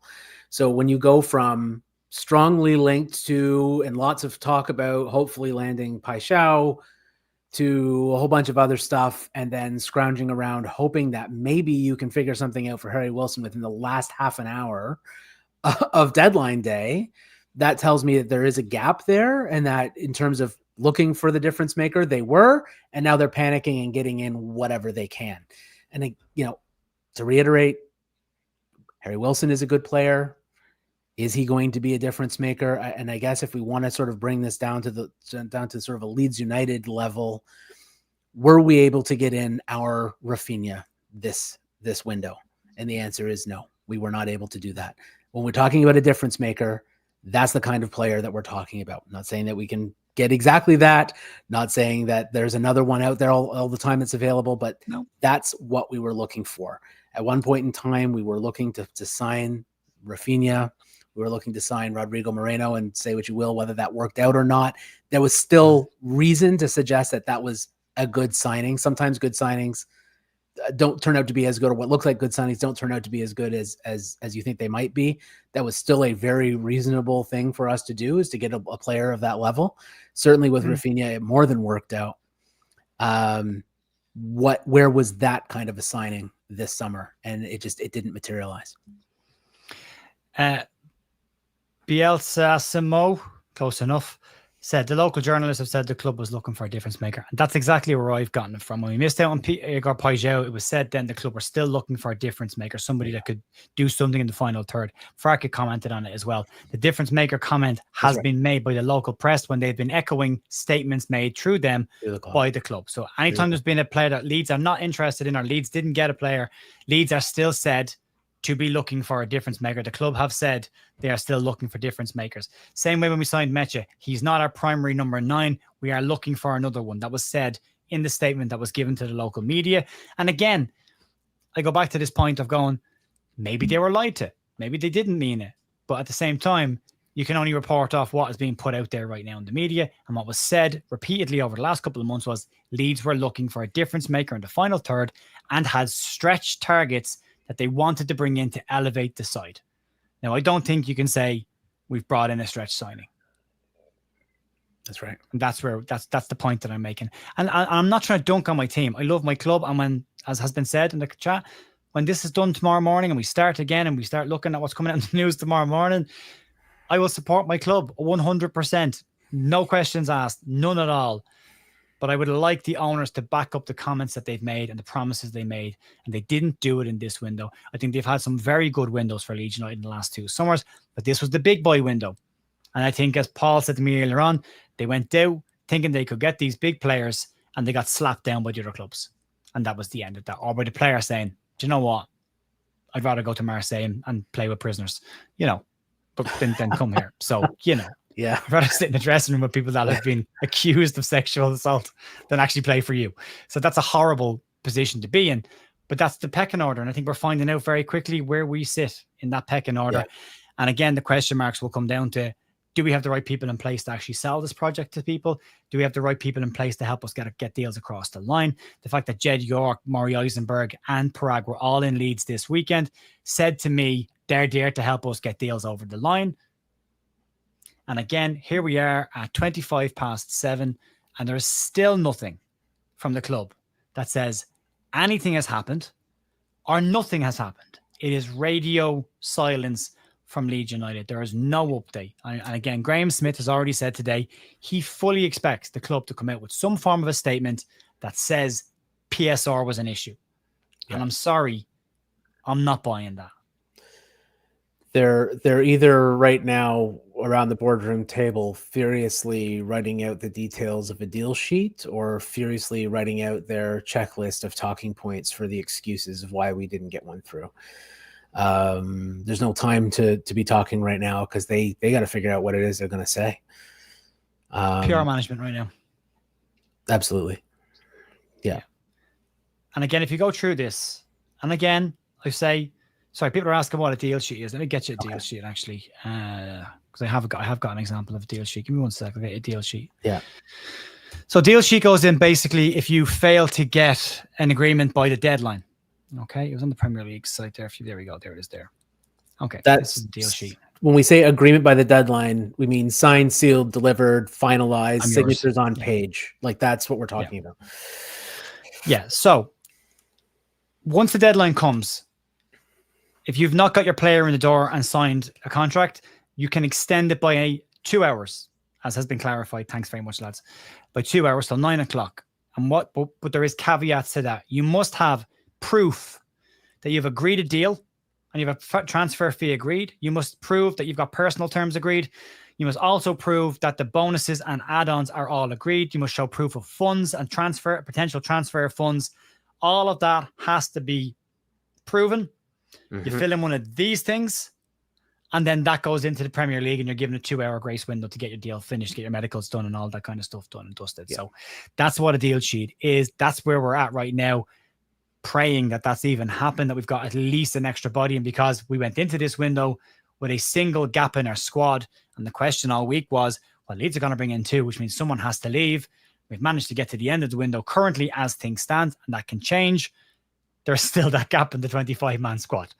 So Alex Kearns can keep his shirt this year because he's not going to be deregistered to bring a second player in unless something mad happens. But yeah, so that's what a deal sheet is. They've got until 9 o'clock, an hour and a half. But at this point, I would have expected to have heard from Sky Sports or somebody else that Leeds have submitted a deal sheet to the Premier League, because even if they want to keep it quiet, that kind of news will leak out of the Premier League. And as of right now, nothing. Crickets. And that's a concern. So I hope that answers that question about the deal sheet. And we'll have to just wait and see, Michael, if anything else does happen. But again, it's just so quiet. I'm waiting on an update from Graham Smith. I'm waiting on an update from Baron. Maybe they're writing an article about Callum, and they did it again. Maybe they're writing an article about how Harry Wilson is signed for Leeds United, and that would be lovely news. All I'm seeing right now is speculation on both sides of that, which is we're doing up a deal sheet for Wilson, or we're not. So it's 50-50 at this point whether that actually even happens. Yeah, the last update from Baron Cross was 2 hours ago, saying Harry Wilson has emerged as an attacking reinforcement. Is how he's worded. Reinforcement, not even primary reinforcement for Leeds. So Richard's saying, question is Harry Wilson better than Dan James? Probably, yeah. He's proven in the Premier League to be more consistent, at least, than Dan James. He's a different profile to Dan James, which is more important in terms of he will come inside onto his left foot, where Dan James will go down the right side on his right foot and try and cross the ball. But then, Michael, the question comes to this as well. Leeds are working with inverted wingers. So we're working with right footers on the left-hand side who come inside to get passes or shots away. And then we're looking for a left footer to come in off the right-hand sside. But we've signed 2 6-foot-plus strikers. Yeah. Surely logic would dictate you want players to get to the end line and whip crosses in now. We've got all these big, like Anton Stack attack the box. Okafor 6'1". He can attack the back post. Calvert-Lewin, Meche, they can all attack that. But you're going for wingers that are going to come inside. So unless Leeds decide now we're going to change that, Willie Gnonto now goes to the right-hand side. That gives you a second player out there that can go to the end line and cross. Jack Harrison then becomes an option on the left wing. That's not going to excite an awful lot of people. That's going to be lots of hard work and running and effort. Probably not an awful lot of quality in that, but that's where you are. So yeah, that's where the questions are. And crosses that go into the stands. That go into the bend of the stands, yeah. Or past everyone out playing, then it's like, oh no. Oh. Yeah. The usual stuff. But yeah. Yeah, I think we're hoping that some of our crossing is going to come from the fullbacks. But again, even if you're looking at Bogle, he's really great at coming inside. We do a lot of underlaps there. So yeah, I think there seems to be, again, just to go back to the phrase, I don't know that there's a lot of joined up thinking there, unless Fark's planning on changing the way that we do things. But I agree with you. We're signing a lot of 6-foot-plus players, but we seem to be only doing that for set pieces. It doesn't really go with the style of play or the strategy that we've worked out for games so far. Anyway, I agree with you on that. I do like the look of, as I think I mentioned this before, I do like the look of Gnonto on the right. I think he joins up really well with Bogle, and I've enjoyed when he's been over there. I've enjoyed seeing him over there, and even just the other day when we were playing, one of our best chances came in. He just happened to be over on the right hand side because we had just defended a corner and then broke with him on the right. And it was one of the best chances we created the entire match, partly because we were breaking from defending a corner, but also just I like the look of him on that side. And I think it does give us more of a traditional winger type situation. So I think that needs to be something that will get worked in, occasionally to give us a slightly different look. And certainly with the nines that we do have being the type that can head the ball. And again, going back to DCL winning more than half of his aerial duels last season, that is something he's known for. So that's what we're hoping for. Again, going back to the main point though, if you're crossing the ball into your striker, they're not always going to be heading it towards goal. Sometimes they're going to be knocking it down for someone else coming in. Do we have that player? Do we have the 10 coming in? We don't. That's an unfortunate element of all of this. Do you remember the infamous "Don't go to bed just yet" tweet from the club? Who could forget? And then what happened after it? We sold somebody. Yeah. Don't tell me. Yeah, there we go. Perfect. There you go. There's your transfer business for Leeds tonight today. Leeds have announced Darko JB's permanent move to Hull City. Hasn't played for United in more than 2 years and was in the final year of his deal. There you go. Permanent deal. Now, they can't buy players. So there's obviously been some sort of a push the money down the road kind of thing. But there you go. Free. Let him go. Released another player. Got no money in for them again. What did he cost? Nothing on a deal sheet. 5 million. And what was he described as? A midfielder. If you could build a midfield number 6 in a machine, Darko JB would be it. Didn't kick a ball for Leeds. Now, okay, so speaks to me of PSR nonsense at the time to help with the Kalvin deal, but I still don't see where Kalvin fits in. I mean, no, not now. I just meant at the time, yeah. Him in the first place, JB in the first place. That didn't work out well for anybody, did it? In the end, no. Kalvin, Man City, or us, or Darko hasn't worked out for anyone. No, they specifically. There is they specifically mentioned at the time that it was not part of the Kalvin Phillips. There were 2 separate deals, and to me, looking back, it seems like it was just all PSR related and not anything to do with anything else. So. Lyle Thomas has tweeted the deadline day deal sheets that may be in. So on his deadline day sheets, he does have Callum Wilson down to Leeds. So Lyle Thomas of Sky Sports says that these are the remaining outstanding deals on deadline day. Deal sheets need to be in. Okay, they're the outstanding deals. Leeds are down for 1 outstanding deal, and that is Wilson not confirmed with a deal sheet.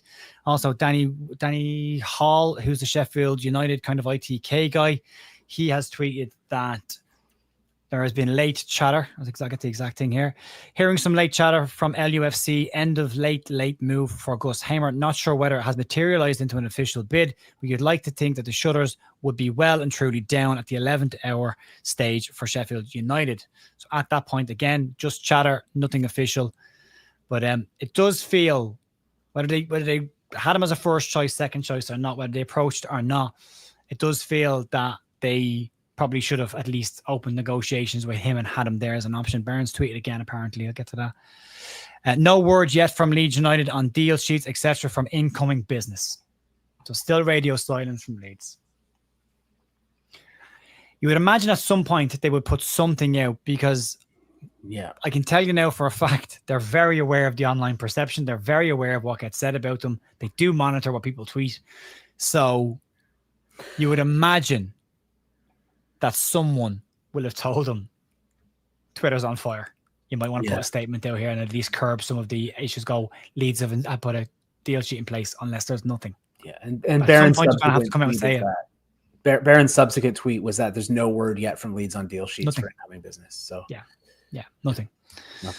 So I mean, for an ownership that's very big on PR and optics, both of them are a failure here as well. The PR on this isn't good. There's nothing from the club, and the optics don't look great as well because the optics at this point make it look like there's pure panic and hope at this point, and according to Sky Sports, it's off. Wilson, it's off. It's on Sky Sports News. So you're ended the window with nothing. With sending out JB probably on a free. Been here before. Didn't think we'd see it again. And I mean, at that point, you were being run by GFH and Chileno. I think those 2 different points. It's embarrassing. This time, you're supposed to have a proper company running the club and in a proper position. And it's embarrassing. This is an absolute disaster at the end of a window. And I do feel for Daniel Farke because he's been very clear on this. I know we both have said he has also given himself a very clear out. 3 out of 10. Yeah, Ollie in the fourth. How you doing, Ollie? Fuming. Yeah, not good enough. Yeah. Thought the 49ers were serious. I forgot Wilson fixation. You're clearly not watching this live with us, mate, but that's okay. Yep. I think I was watching Wilson score yesterday. I try to consider myself, or I always, strive to be somewhat of a level-headed, person when we're talking about these types of things, and you take the rough with the smooth. But Really, really can't be happy with the way that this has ended. I'm going to stay with my 6 out of 10 because I think we did improve in a lot of areas that we absolutely needed to. Some, but not entirely. And I can't really be. I think for me, what it is we had a lot to do. We got a lot of it done, but we ultimately came up short. That's sort of where I'm at right now. So, again, trying to be level-headed. A lot of the, other people that I've been sort of talking to here who generally are quite level-headed, people just sort of offline elsewhere. Definitely some wet bed sheets out there from some of them. My friend JT and a few others concerned about the state of their bed sheets at this point over what's going on. There's some head losses and whatnot, but yeah, on the whole, I think it's mostly been, from what I've seen, from the sort of calmer people who aren't usually prone to head losses. It's just sort of been disappointment more than anything. Yeah, but that's worse. That's worse. It is. I've always been to back it up. I'm not angry. I'm disappointed. Be angry. Yeah. Slap me. I'd rather that than disappointment, because disappointment sticks around a lot longer than anger. But just everyone's saying deflated. 3 out of 10. Really struggling to see how people can be positive at this stage. Yeah. And again, I like to think that I'm fairly level-headed, and I do give people the opportunity, and I do try and stay as fair as I can for as long as I can. But I don't think anybody is sitting down in front of a camera or a microphone who's a podcaster or a blogger or a BBC or The Athletic or anyone else, or Graham, whoever else, is sitting down to write their pieces for tomorrow and is saying, yeah, this is okay. This will be fine. Because again, if we do end up getting a couple of injuries, then we're in big trouble. We're in big trouble. That squad doesn't stand up, especially up front. If your 2 strikers get injured, you're down to Joel Piroe and nobody who can create goals from him, and he's not a hold-up striker. So I do feel they've let Farke down in the last minutes of this. I do think they've probably overestimated their ability to get big deals done. I do think they've probably been a little bit arrogant with this as well, and ultimately ended up falling absolutely flat. No Hamer, no Spurtjan, no Buendia, no Wilson, no one. Not one. Imagine final third attacking player. Yeah. Our last signing. Team, and we haven't even filled a 25-man squad. Yeah. We haven't filled the 25-man squad. We've got a gap now. We've got 24 players in the 25-man 24 players and we're a well-run Premier League enterprise at this point. That is embarrassing. It is embarrassing. Yeah. It's negligent for me to get to this point of a window knowing that you had nothing, and all the talk. We're confident of getting Rodrigo Nunes. Yep. We're confident we'll get a deal done for Nunes. We'll see how it goes. That's right. Yeah. Yeah. So, yeah. Johnny House in the 25th man. There you go. That makes it a 10 out of 10 window. Kalvin Phillips on a free transfer. I saw it, and I apologize to the contributor whoever it was, because I didn't catch your name. I sort of caught the comment last minute, which was no coffee and cake for Farke tonight. And actually, I think he will put his feet up and have coffee and cake tonight, because he's put himself in the best position. It's the back room that's going to catch the blame here. If everything goes wrong, it won't be him. Because he can now hold his hands up and say, look, I told him what I needed. I even made it very clear before the window closed. This is what we needed. And they didn't back me the way that they should have. He can do that now. So no matter what happens, if he ends up getting sacked later on, he can still point to that on his on his next interview, on his next interview, and say, look, they didn't, this is Leeds we're talking about. They didn't go ahead and get me any of the attacking talent that we said we needed and that we all agreed on. And here's all the failures that they had throughout that window. And look at what happened at the end, and look at how displeased all the fans were and everything. Had nothing to do with me. Yeah. Yeah. People asking, can we recall Largy? I believe there is a recall clause in Largy's loan, but I also believe you can only recall a player during an active transfer window. Which means if we are to recall Largy, we should have done it before today, and we can't recall him until January. Yeah. So that's where we are at that. Luke, thank you for this super chat. My mate supports Sunderland. They've secured 3 more players today. Of course they have. After losing one yesterday, they get 3 more in. Yeah, it's a complete failure at the end of the window. I think, and I'll be fair again, I'll balance this out. What we did in the first half of the window, very good business, very sensible business, very logical business. But now we're at the end of the window. It's a failure for me. It's fallen completely flat at the very last minute. And unfortunately, that could be the end of the park where the season is defined about, well, Leeds went down, just couldn't score goals to stay in the division. Good defensively, couldn't score goals. And it's going to be really difficult now. And again, I don't they might have a situation now where they just can't. If they even get to a position where they want to sack Farke, they might just be in a position now where they go, well, we can't really sack him because did we give him all the tools? Did we give him a full bag of tools to do this with? No. People ask him Meslier as well. Nothing on Meslier. So we can register him as the 25th man because he's not registered currently. Great. That's 4 keepers we've got registered. Yeah. Look, for me, it's there's some math that we can do really quickly here. How many matches has our first team played this season so far? 3 in the league and 1 in the cup, right? Yeah. How many open play goals have we scored? 0. Not 1. Not looking good. Didn't address the issue that was there. Didn't finish the job. And there was a job to be finished. 0.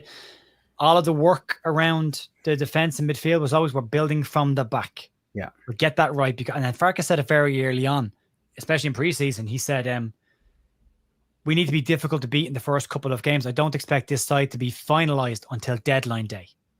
He said until the international break, which was kicked into the weekend. So today is the final day before they go off in the international break. And they didn't do it. One open play. One open play. One goal from open play. Yeah. That's right. Yeah. Against a team that are 24 in the championship. And we lost to them. Yeah. But again. Yeah, that's right. Sorry. Yes. We did score 1 against the bottom team in the championship. Yeah. And we lost in the end because we can't score penalties. And then we were told that we didn't exactly lose to a youth team, but 10 of the 11 players were under the age of 21, making them essentially a youth team. Then we were told, well, we rotated 9 players. They rotated 10. That's right. They brought in 10 players that even their own people said wouldn't be in the team if they weren't in the situation that they were in. Yeah.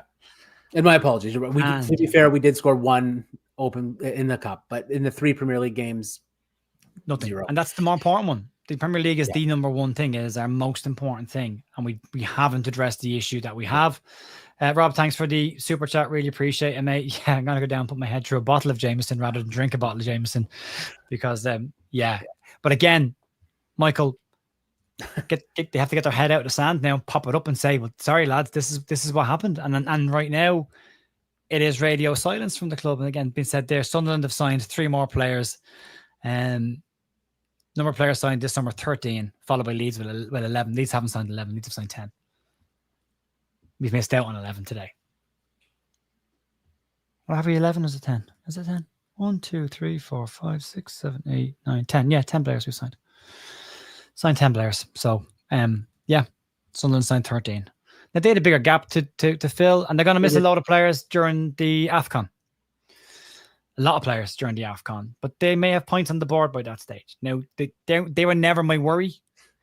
And I'm looking at it going, have we got better than Wolves? Have we got better than Burnley? Have we got better than a Brentford or a West Ham or, someone else that's down there, Newcastle currently? Do we have better than them? And I don't know if we do. We are going to have to now look at the free market. There's no way around it. They can't now go, well, we're fine until Patrick Bamford's available on a free transfer, isn't he? There's your new number 9. We bring Pat Bamford back to the club on a free transfer. But they are going to have to look at that now. Even Burnley signed the players, 2 hours left. If they've got a deal sheet in, according to Sky Sports, the Harry Wilson deal is off. According to Baron Cross, he said there is no information right now being shared that Leeds have got any deal sheets gone in. And they could be just trying to keep it quiet. They could be doing what they've done with every transfer this summer. We might see them announced in 2 days' time, which is what they've done so far this season. But it seems incredible, given the noise that is likely floating around out there right now, that Leeds have put no statement out, haven't said a word, nothing on social media at all. And we'll see where we are. Everyone's saying this. Yeah, Oxlade-Chamberlain, who's been linked all summer. Ziyech is an option, but he causes issues when he goes places. And then Josh Brownhill is an option as well. Josh Brownhill, I think for me, I would be doing everything in my power right now to get Josh Brownhill in to give us a 10 that can do something. Again, probably not what we would want. It's definitely not of the Spirits-Jan level or the Peugeot level or the Buonanotte level, but probably better than what we've already got. And that's where we are. Sky Sports still saying deal still to be announced. Okay, so maybe there's still a little bit of hope there. Yeah, we still got the Ilya Groove heat map to go out at some point.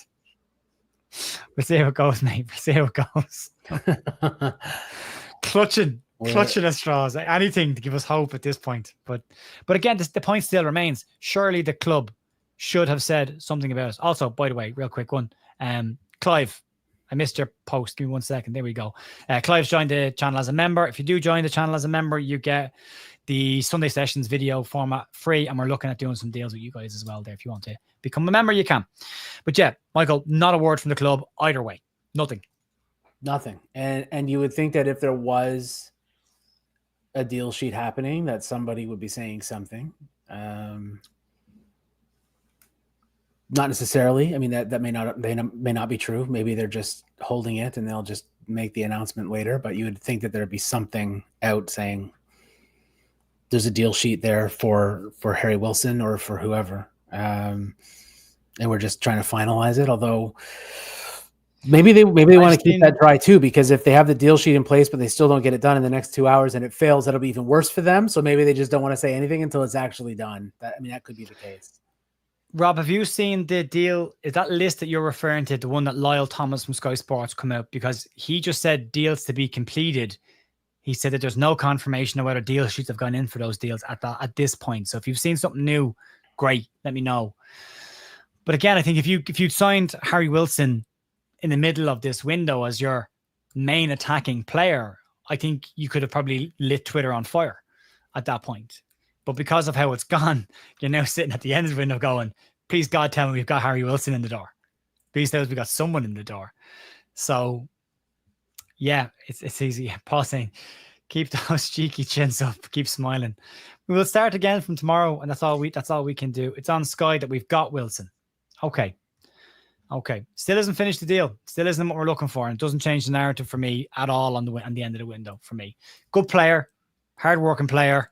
But for me, isn't what Leeds from Wilson. See, this never saying Wilson's off. So there's mixed reports on this. And again, the club have put nothing out there. Nothing from the local journalists. Nothing else getting out. But an incredibly poor end to a window. I'm going to keep saying that. I'm very happy with the start of the window.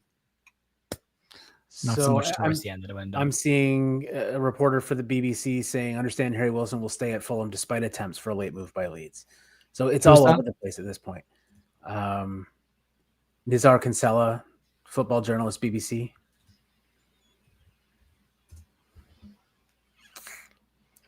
Kinsella. Just trying to get up on. What's his first name? Is it Nizar, Nizaar, Kinsella? BBC Sport. I can't find that. I don't know why. Just want to make sure we can get up on the screen. So it's yeah, I guess my point is whether it's correct or not. The point is that there seems to be. I just sent it to you, Jer. No, I got it here. I got it now. Okay. Seems to be not a lot of agreement out there, but whether it's on or off, and there's sort of dueling reporting going on from various sources.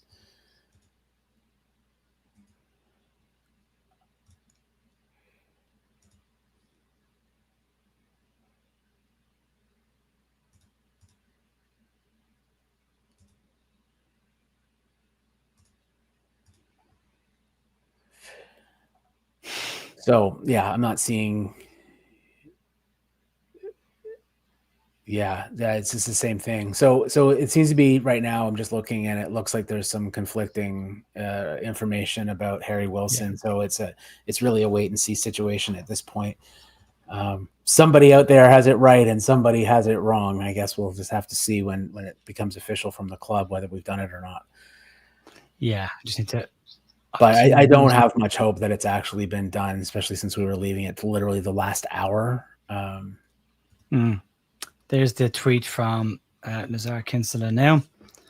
Exclusive. Understand Harry Wilson will stay at Fulham despite attempts from a late move by Leeds. So that's the one. There we go.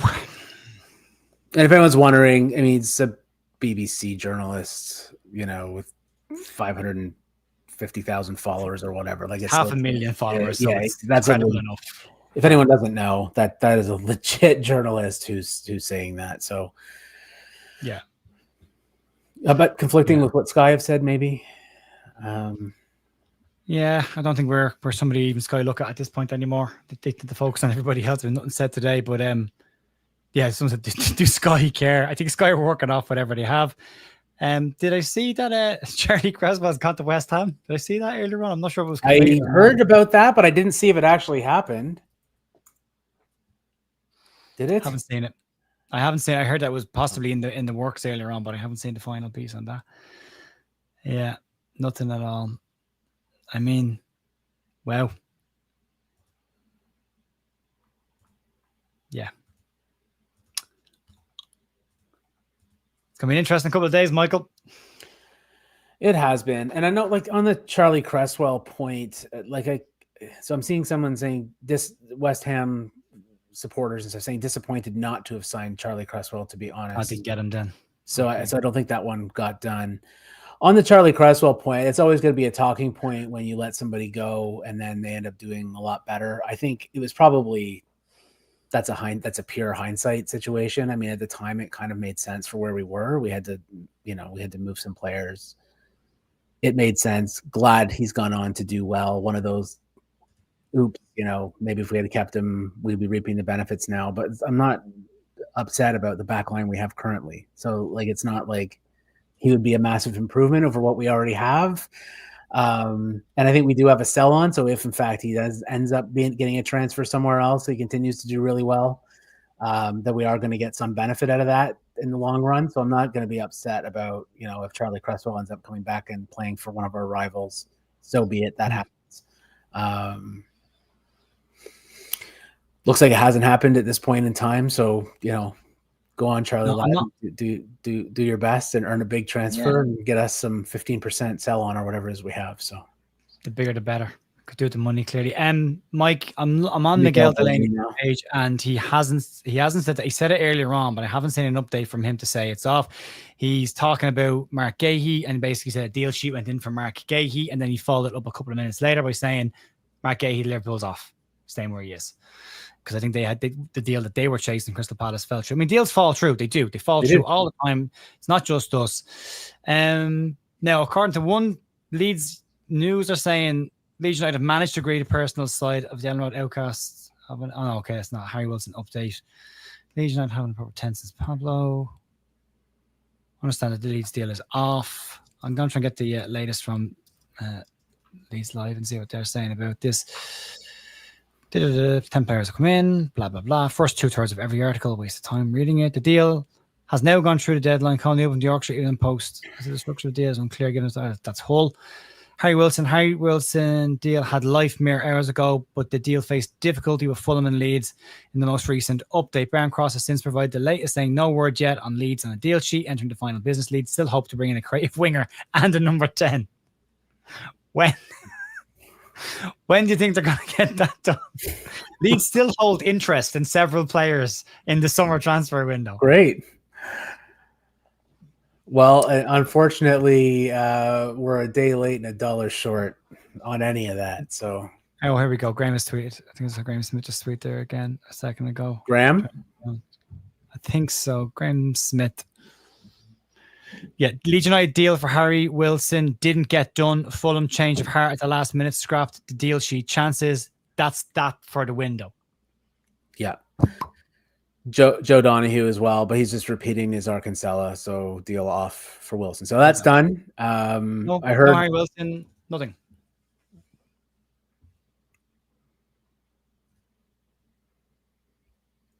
Yeah, I've heard that we were trying for Gus Hamer as well, but haven't seen really anything reliable about that.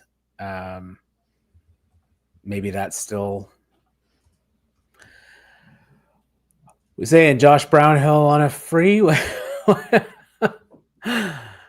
saying that? That's just people saying that. No, just that, just what else are we left with at this point? Did Brownhill end up going anywhere? No, he didn't go to Wolves. I'm going to check it out. But again, that's assuming that Leeds even want him, which it would appear that they didn't. But they might want him now. 43 minutes ago, Josh Brownhill situation stupid going from here. Oh, this is still no club. Brownhill wouldn't be terrible. All of a sudden, Leeds fans have changed their mind on Josh Brownhill. Take Brownhill on a free. Josh Brownhill has turned down Wolves' interest and a lucrative deal from Leicester too. He's a free agent, is now expected to evaluate his options across Europe and the Middle East. So go get Josh Brownhill. No 180 from me on Brownhill. Brownhill's a good player. Like again, we're sort of in the Harry Wilson territory. It's a good player, is a big difference maker. No, but it actually fills a position that we need. His GNA from set pieces is significantly higher, though. Yes, exactly. Well, that's true. Absolutely. So, I don't know. Yeah. Again, it's not a it's not a huge difference making kind of signing, but at this point, we're not left with much else. So. Right, Michael, I suppose there's no point in dragging it out. That's it done. That's Window's it. Closed. We haven't had an update from the club. They've said nothing about it. They put their head in the sand, which is disappointing. And Barron Cross Farker couldn't have been clearer. Needed more before Monday's deadline. Didn't get it done. Difficult to stay up. Yep. Hard to disagree with that at all. But yeah, so there's no point in dragging this out a little bit. Massive thanks to everyone who's come in for the therapy session for the last 2 hours or hour and 51 minutes. I really appreciate everyone joining in today. Same with this morning as well. Unfortunately, we didn't get it done. We'll be back tomorrow morning with the Leeds news. We'll probably have some form of a response from the club at that point. I have to have said something, but the radio silence in the last 7 days from the club has been very unacceptable from a fan's perspective. To finish the window after all the talk, and again, players of Premier League experience, we will spend every penny that we have. We will back Farke, planning for this window since December. Business gets done in the final week, did nothing in the final week. Farke needs 2 or difficult season. Contracts in my sleep. Here we are, folks. And that's it. Leeds have managed to leave themselves short in the final third of the pitch at the very end of the window and didn't bring in the stretch targets or difference makers that they've been looking for all summer. Massive failure there. I'm sure someone's head will roll at the end of this, or someone will have to come out and say something. Sky Sports are saying Wilson to Leeds. Well, according to Graham Smith and the YEP, it didn't get done, and that's your law. Nothing from Leeds. Unless Sky Sports knows something Graham Smith doesn't know. Yeah, 4 seconds ago, Graham Smith said, ultimately, Leeds United should never have been in the position where Fulham could again dictate their transfer business, not on deadline day. Farke needed attackers, and they did not give them to him. Now, as he said, it will be difficult to fight for survival. So poor. That's it.